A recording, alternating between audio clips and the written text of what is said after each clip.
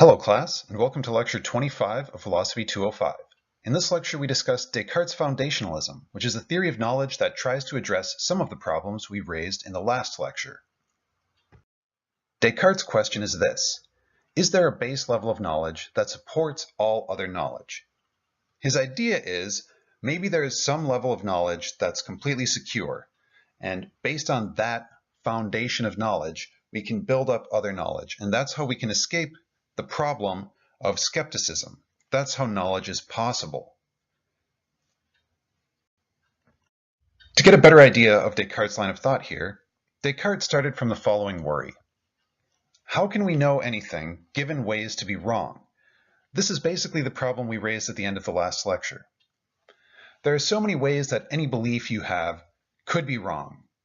I could be wrong thinking that I'm sitting in a chair if I'm actually dreaming. I could be wrong that I'm in an apartment if I'm actually in the matrix.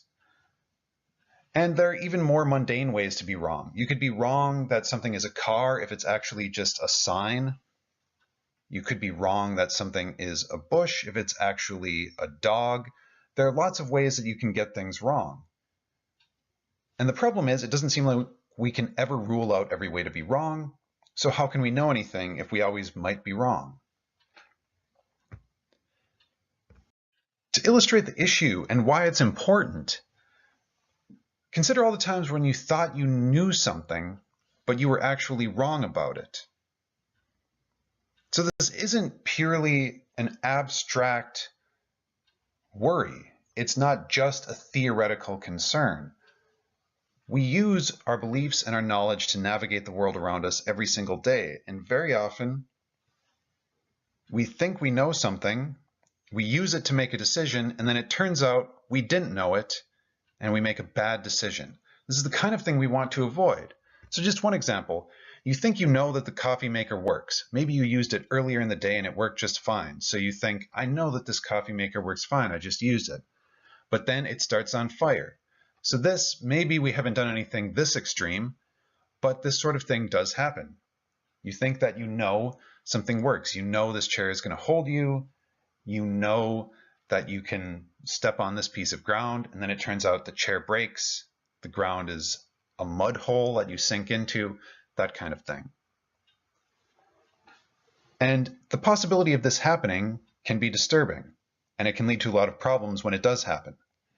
So what we want out of a theory of knowledge is some advice on how to avoid this. How can we know what we know? How can we be sure that what we think we know is actual knowledge and that we aren't making a mistake? Now, one way of addressing this that we're going to set aside is this. So you might say, well, it was your knowledge. When you thought it was true, other people might say it was wrong, but it was knowledge to you. And that might be one way of looking at it, but it doesn't address this particular concern.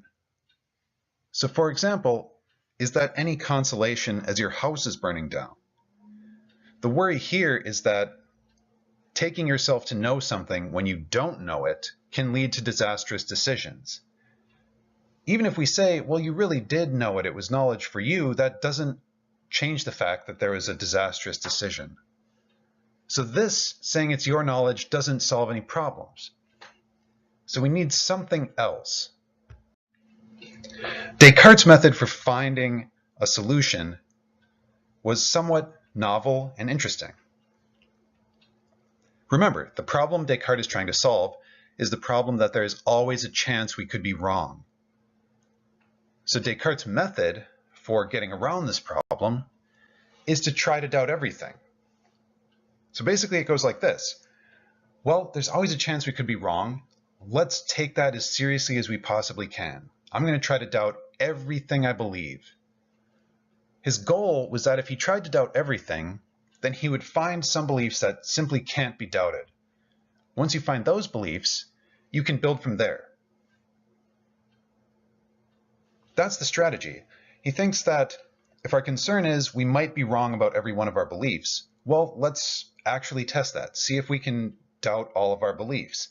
If we do find beliefs that simply can't be doubted, that have to be right no matter what, then that's a firm starting point. We at least have these beliefs that we know are not wrong. And if we can build from there, then we can have more and more beliefs that simply can't be wrong. And then we can assure ourselves that yes, this is knowledge, it's not going to lead us astray. Now, one thing to point out before we move on, Descartes means something very specific by doubt. So as you've seen very often in this course, the exact meaning of words is very important when we're trying to examine philosophical issues. And so exactly what Descartes means by doubt and cannot be doubted is important. So let's take a look at that. Descartes specifically is talking about logical doubt. So for Descartes, saying that you can doubt something, that you can doubt X, means there exists a logically coherent scenario in which X is false. That's why the possibility that we're in the matrix counts as something, or as a reason we can doubt that we're in the world. It's not because it's psychologically appealing to think we're in the matrix. It's not because it's plausible that we're in the matrix or that we're inclined to think it's true. It's because that's a logically coherent scenario. Okay, maybe not the way it's presented in the movie, but something like it is logically coherent. And so as long as that's a logically coherent scenario that could be happening right now, given our experience, then we can doubt it. So that's what he means by doubt. It doesn't mean that you have some psychological feeling of, I really doubt this. It's, is the scenario coherent? Is it coherent to say, I can be having this same experience even if I'm in the matrix? And so it is coherent to say that. It's also coherent to say, I might not have a body at all. I might just be being deceived by an evil demon. I might be a disembodied spirit being deceived by an evil demon into thinking I have a body. That's logically coherent. And that's all it takes. So when Descartes is looking for beliefs that cannot be doubted, he's looking for something extremely strong. He's looking for beliefs that you can't even construct a coherent scenario where they're false. Not just that the scenarios are kind of wacky like the Matrix, but they're not even logically possible. So that's what we're looking for. The resulting theory of knowledge is what's known as foundationalism. Before we get into the specifics of what might be undoubtable, indubitable, let's just look at the structure of knowledge that Descartes is proposing. So he proposes that there's a base level of knowledge that you can't doubt. Then, once you have that level of knowledge, there's going to be another level above it of beliefs that you can derive from the base level with certainty. And then you can move up from there. So at the basic level, there are going to be bits of basic knowledge. You can derive further knowledge from there. And from other basic knowledge, you can build up further derived knowledge. And then once you've derived knowledge from your basic knowledge, you can derive further and further. Descartes' hope is that if we have a starting point that cannot be doubted, and we can derive using rules of logic conclusions that cannot be doubted, then we have an entire structure of knowledge that cannot be doubted. And therefore, if we go through this process, if we're very careful about identifying beliefs that cannot be doubted, then we know there's no way we can be wrong about any of this, and that satisfies the conditions of knowledge, even the strictest conditions. Descartes addresses the worry that we could be wrong about everything by trying to find a structure of beliefs that we can't be wrong about. And we can know we're not wrong about it by looking at it this way, by identifying why we can't be wrong. That's his goal. Now, this is the basic structure of Descartes' version of foundationalism. But we can be more specific here. First of all, we just want to note that in general, according to Descartes, all knowledge is either a belief that cannot be doubted or a belief that's derived from other knowledge. So you can probably already see why this is known as foundationalism. He's claiming that there's a foundation of beliefs that can't be doubted. So that automatically counts as knowledge.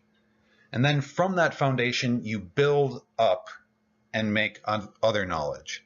But it all starts from that foundational level of knowledge that you don't need to do anything to know, because it simply can't be doubted on its own. But this does leave the question, what's that base level? What could possibly be in that level where you can't doubt your beliefs? In other words, what is the foundation? Now, when Descartes reaches this point in the Meditations, when he's going through this argument, using this method and going through this line of reasoning, there's a famous line where he transitions from trying to doubt everything to identifying what can't be doubted. And this is a line you've almost certainly heard before. It's, "I think, therefore I am." Now, the meaning of this, what it actually means in the work Descartes was writing, is the fact that he is thinking guarantees that he exists. So that's something that can't be doubted. That it's logically incoherent to say that Descartes is thinking, but he doesn't exist. Therefore, there's no logically coherent scenario where Descartes doesn't exist and is having the same experiences he's having. That's completely incoherent. If he's having those experiences, he exists. This shows that at least this belief cannot be doubted.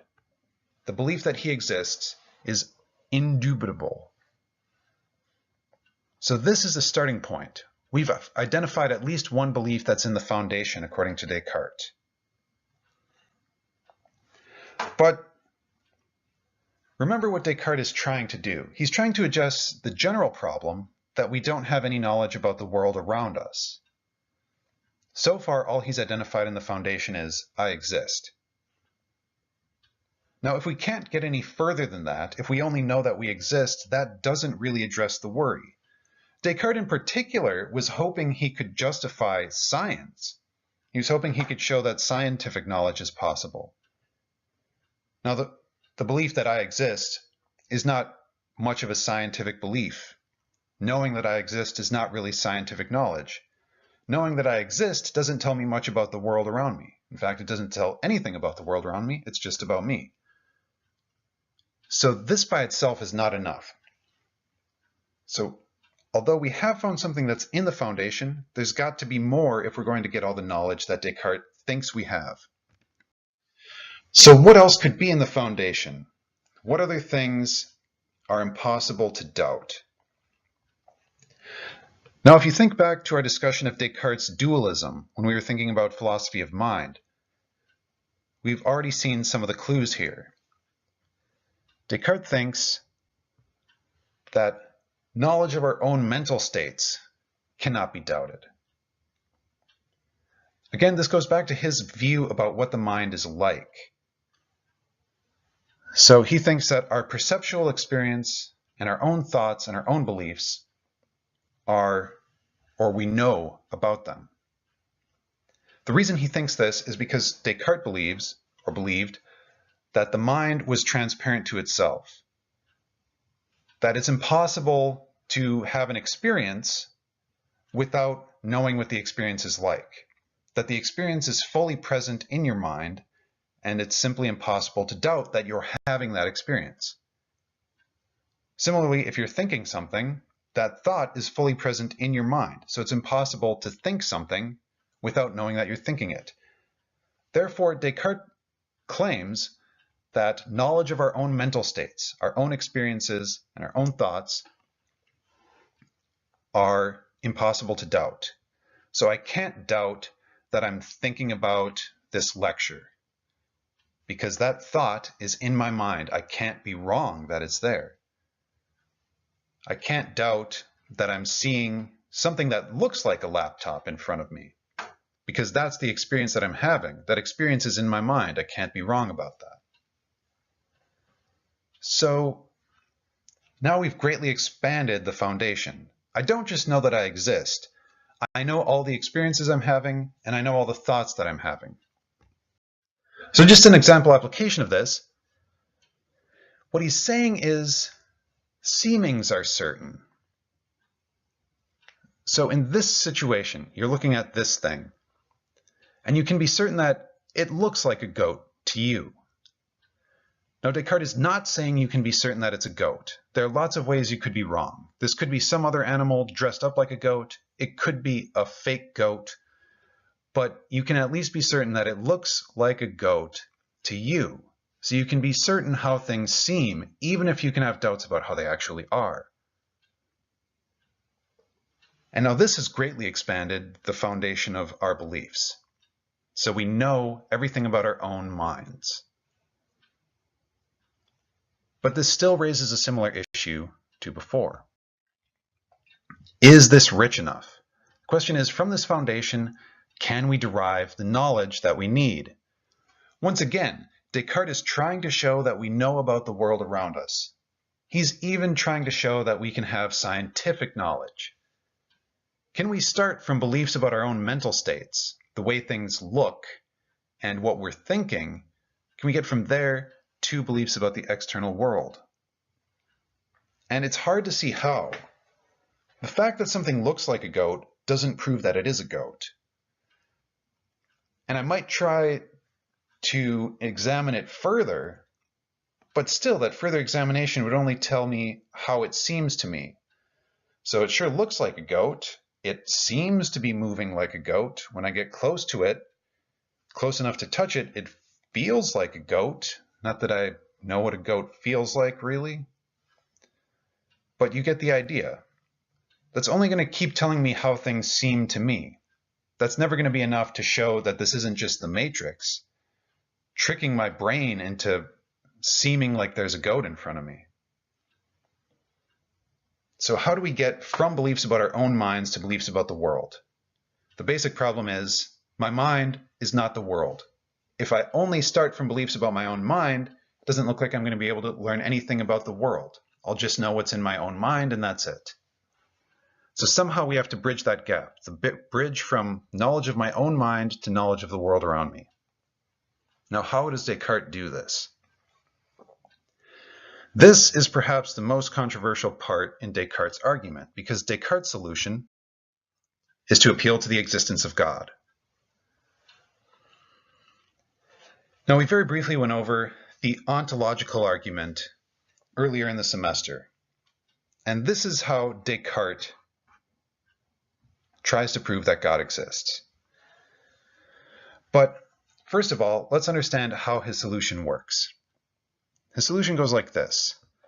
First of all, he claims that he's certain that God exists, that this is something that he can't be wrong about.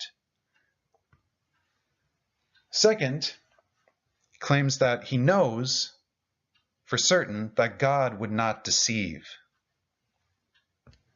Third, he claims to know that God made some of his ideas clear and distinct. And given all of these premises, he concludes he can trust his clear and distinct ideas. So basically the line of reasoning is this. We're trying to figure out, do we know anything about the world around us? Now, one thing we know about is what's happening in our own minds. We know that much. Descartes also says we can be certain that God exists. There's no way we can be wrong about that. And God would never deceive us. But God created us so that some ideas were perfectly clear and distinct in our minds. Some ideas just seem completely obvious. But if God made us with ideas that seem completely obvious, they have to be true. Because the alternative is that God gave us ideas that are completely obvious to us, but are wrong. That would be God deceiving us. God wouldn't do that. Therefore, we can trust the ideas that are clear and distinct. So this doesn't mean that every idea we have has to be true. It's only the ones that are clear and distinct. Now, of course, there are various problems with this, aside from whether we can be certain that God exists. For example, how can we tell the difference between the ideas that are clear and distinct and those that are not?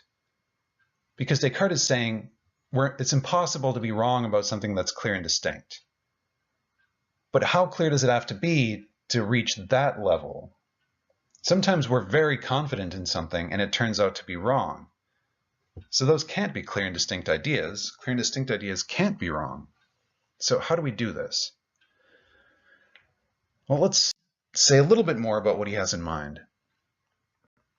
So his idea is God made us so that things appear a certain way to us, and it appears that there is a physical world. God is not going to deceive us, so there is a physical world.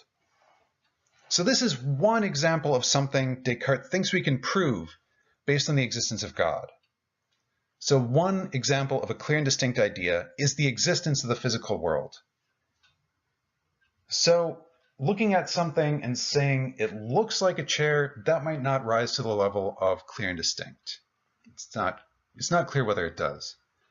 But the idea that there's a physical world around us, that's so completely obvious that God would have to be lying straight to our faces if there was no physical world. Similarly, the idea that we have a body. The idea that your mind is connected to a particular body is so obvious that God would have to be directly lying to us for us to be wrong about that. God would have to specifically build us to see falsehoods. And God wouldn't build us specifically so that we see falsehoods everywhere. So those are examples of some clear and distinct ideas. So at the very least, we know that there is a physical world. We're not being deceived by evil demons. And we know that we have a body. All right. So there are still issues with this. The first one is probably the most significant and the one that stands out. Descartes claims that we can be certain that God exists. Now, think about just how radical this claim is, because he's saying that we can be certain that God exists before we can even be certain that the rest of the world exists. So starting only knowing that we exist and only knowing what's happening in our own minds, we can prove the existence of God. So this means we can't use the existence of the universe to prove that God exists. We can't use anything about biology. We can't use any of the cosmological argument, the design argument. Those don't work. Somehow, using just knowing what we're thinking, we have to be able to prove God exists. How is that possible? So the issue is, if we doubt beliefs about tables and so on, how can we be certain that God exists? And so here's where we return to the ontological argument. Descartes had a specific version of the ontological argument. As I mentioned before, there are many different versions. But Descartes goes something like this. My idea of God is an idea of a perfect being. Second is a claim that there must be at least as much perfection in the cause as there is in the effect. Therefore, my idea of God is caused by a perfect being. That is, God. So it's something like this. Your idea of God is a perfect idea. It's an idea of a perfect being. Now, how can you have an idea of a perfect being? According to Descartes, when something causes something else, the cause has to be more perfect than the effect. It's basically the idea that you can never create something more perfect than yourself. But if your idea of God is a perfect idea, if it's the idea of a perfect being, it could only be caused by something at least as perfect as the idea. Because you actually have the idea of God, and you know that you have it because it's something in your own mind, you know that there has to actually be a perfect being that caused it. Does that make sense? So that's his argument. He's starting from his own foundations. He's starting from the idea that we know what's in our own mind. In particular, we know we have an idea of a perfect being. Now he thinks we can tell by logic alone, which is something that we can be certain of, we can tell by logic alone that causes must be at least as perfect as the effects. From this, we can derive, using logic, that the cause of our idea of God must be perfect. Therefore, there really is a perfect being. And the existence of a perfect being, that's pretty much the existence of God.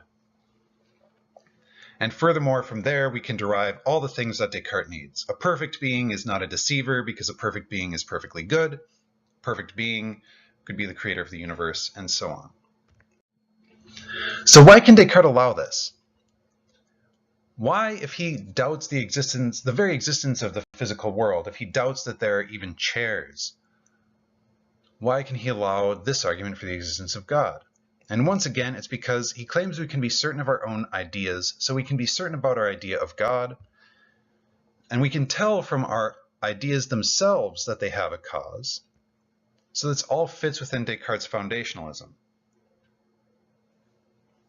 And therefore, we can have knowledge about the external world, because we start from knowledge of our own minds, and then once we can prove using our own minds that God exists, then we can use God's existence to show that some of our ideas, at least, about the external world are correct. So does this work? Does this prove that we have knowledge of the world?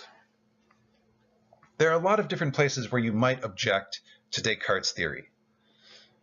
First of all, perhaps the most obvious, if you don't think the ontological argument works, then his entire theory falls apart. We need some other way to get from knowledge of our own minds to knowledge about the world.